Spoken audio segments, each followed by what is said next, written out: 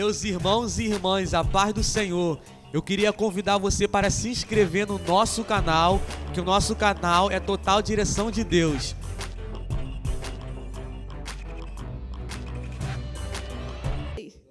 Dói. Então imagina. Aí, ó. Então imagina lá Paulo lá todo açoitado, lá, ó, com aquilo. Então, gente, ele foi lá, foi açoitado. Mesmo assim, eles pegaram, bateram nele. Com isso, levaram ele até o cárcere. Chegaram lá na prisão, chegaram para o carcereiro. Entregaram para o carcereiro e falaram assim, ó, cuida dele, deixa ele lá em segurança. Porque, creio eu, que eles queriam matar, depois de trazer, matar Paulo e Silas, né? E, enfim, o carcereiro, né, todo orgulhoso, manda ele aqui, ó. Carcereiro. Naquela época, o carcereiro, né, naquele momento ali, para ele estava superior a Paulo. Paulo era um prisioneiro. Beleza. Levou ele lá para o cárcere e amarrou os pés deles num tronco. O cara já estava todo açoitado, todo machucado, todo ferido, sangrando. Ainda foi preso, né, pelo tronco, com os pés no tronco. Então, aqui diz assim: e perto da meia-noite, Paulo e Silas oravam e cantavam hinos a Deus. E os outros presos os escutavam. Beleza. Ele estava lá orando, todo machucado. Todo machucado, imagina como é que aquilo não doía, gente. Aquelas feridas. Mas ele estava lá orando e louvando ao Senhor. Às vezes a gente está com uma pelejinha pequenininha perto de Paulo, a gente não quer orar. Ai, Senhor, hoje eu não quero orar, não. Acorda de manhã. Obrigado, Senhor, pelo dia. Amém. Gente, vamos conversar com o Senhor, cadê a tua intimidade com Deus? Vamos orar, vamos buscar, irmão. O Senhor quer mais de mim, quer mais de vocês. Vamos orar, vamos buscar. Paulo e Silas ali, ó, estavam feridos, estavam cantando e orando com alegria. Que diz que até os presos que estavam ali estavam escutando com alegria. Eles estavam ali no cárcere ouvindo com alegria. Na nossa casa, irmãos, vamos louvar e cantar alto. Ah, mas fulano não quer ouvir. Vai ouvir. E de tanto você louvar, de tanto você falar de Jesus, ele vai ouvir, ele vai estar com alegria. Os prisioneiros estavam lá, presos no cárcere. E eles ouviam Paulo e Silas com alegria.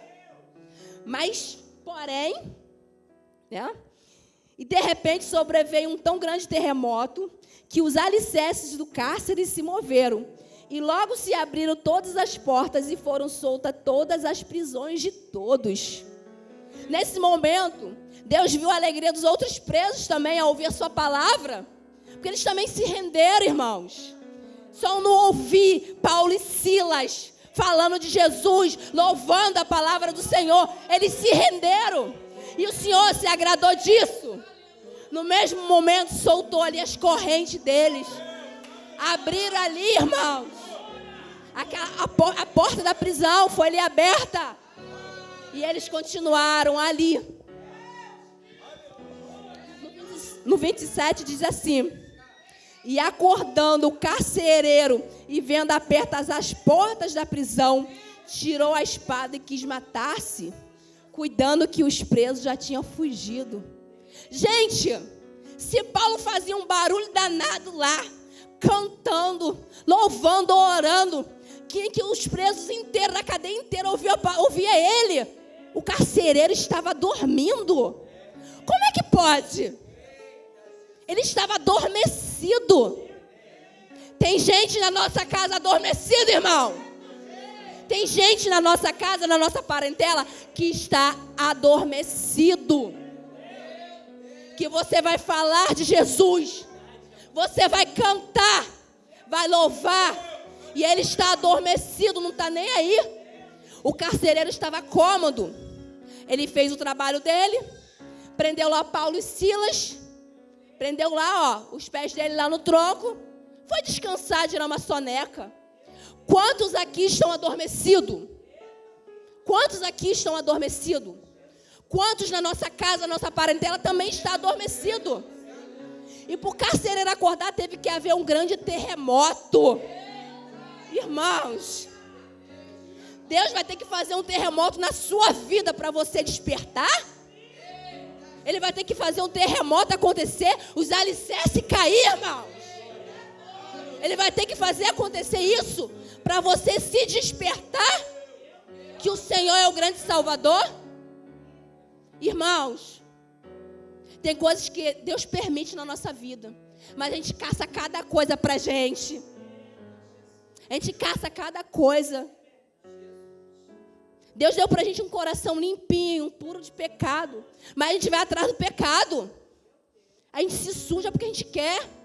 A gente adormece porque a gente quer. E depois fica culpando Deus. Depois culpa Deus quando a colheita chega lá da tua plantação. Fica culpando o Senhor. Ah, Deus, porque o Senhor permitiu isso. Mas lá atrás, quando você foi plantar lá a sementinha, tu plantou a sementinha do pecado e quer colher bênção? Não é assim, irmãos.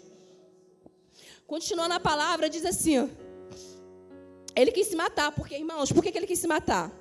Porque naquela época, o carcereiro ele tinha que cuidar dos presos. E se de repente um preso fugisse, ele seria morto. Ele, poxa, eu vou ser morto de qualquer jeito, eu vou me matar. Gente, tudo isso tinha um propósito, irmãos. Tinha um propósito. Tudo isso que Paulo passou, tudo que Paulo passou é um propósito. Tem coisa na nossa vida que é o propósito do Senhor na nossa vida.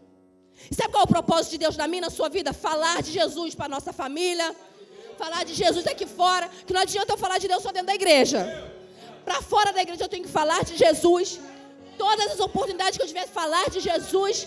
Ai, fulano não me deu oportunidade. Fala de Jesus. Ah, mas fulano não quer ouvir de Jesus. Fala de Jesus mesmo assim.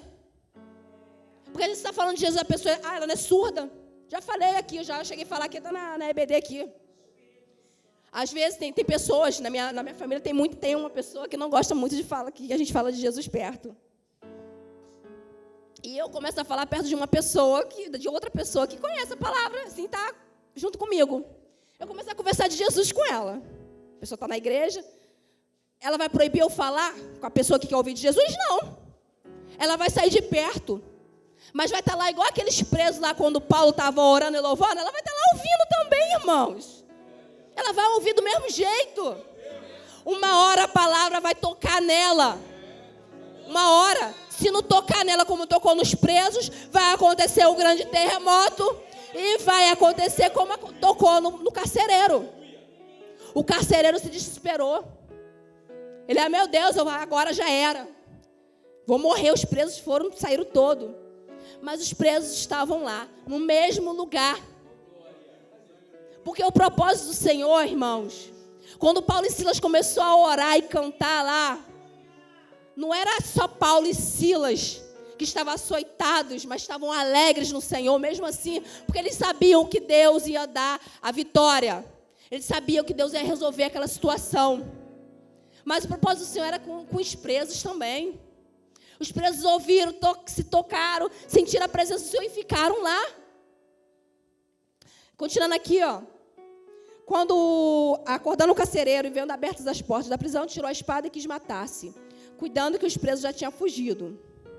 Mas Paulo clamou com grande voz, dizendo: não te faças nenhum mal, que todos aqui estamos. Pronto. Deu uma acalmada no carcereiro, mas nem tanto.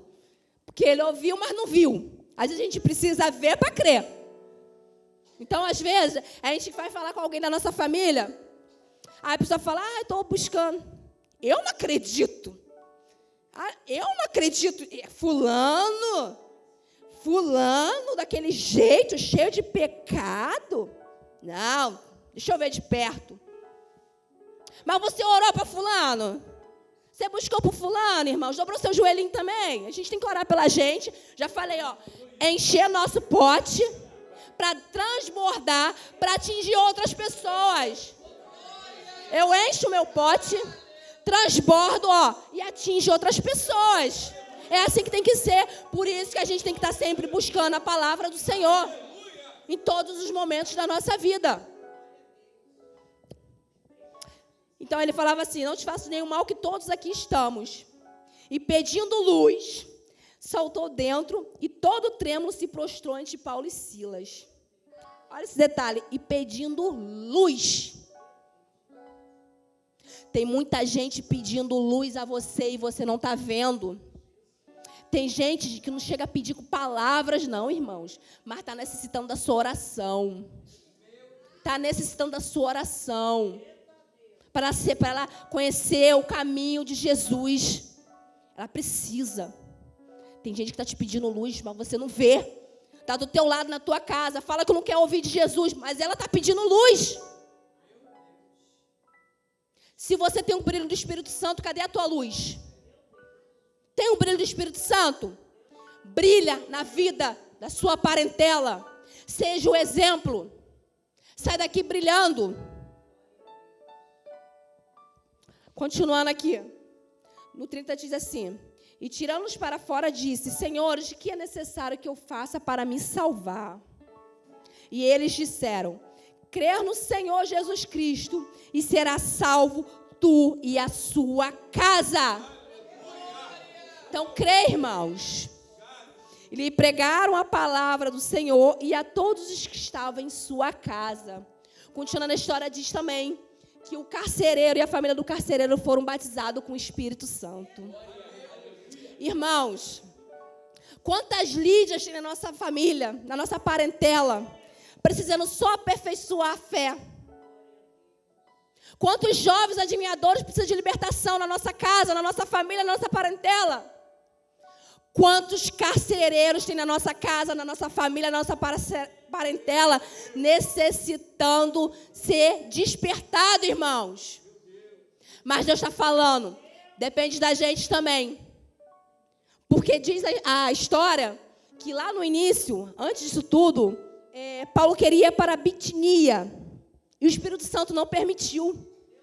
Paulo queria ir para uma direção. O Espírito Santo não permitiu e mandou ele para outra. Porque tinha grandes planos na vida dele. Na vida dessas pessoas no qual ele pregou o Evangelho. Grandes planos Deus tem na vida das pessoas em que a gente vai pregar o Evangelho e na nossa vida. Então, irmãos, ficam ligados nessa palavra. As Lídias da nossa parentela, as jovens adivinhas da nossa parentela e os carcereiros que precisam ser despertados.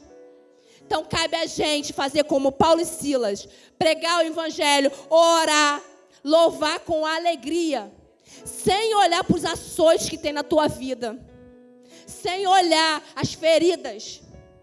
Diz, continuando a história, que após ele aceitar Jesus lá, o carcereiro, ele limpou as feridas de Paulo. Olha só, a pessoa que você vai pregar, ela vai te ajudar em oração, irmãos. Ela também vai curar suas feridas. Ela também vai curar suas feridas. Olha que lindo. Não é em vão não, irmãos. Falar a palavra do Senhor não é em vão não. A palavra do Senhor não é em vão. Vamos lá, irmãos. Está ferido, está machucado? Fale de Jesus. Está ferido, está machucado? Louvem com alegria. E leva para a tua casa e tua parentela a palavra do Senhor. Se transborda, se enche, irmãos.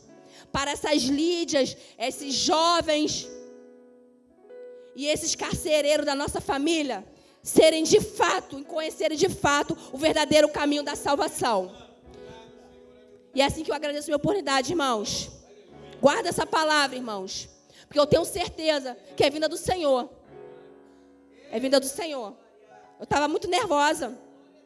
Quando falaram comigo que eu ia trazer a palavra, eu falei: Senhor, e logo eu, Senhor. Logo eu, Senhor. Gente, mas o Senhor vem falando tanto comigo. Eu fico: Senhor, Senhor. Gente, irmão, o Senhor fala comigo. Fala com a irmã Fabiana, fala com todos aqui. A gente só precisa ficar com o nosso ouvido atento. Porque o Senhor está falando. Ele fala e a gente não quer ouvir. A gente acha que é coisa da nossa cabeça. Não é, irmãos. Deus fala.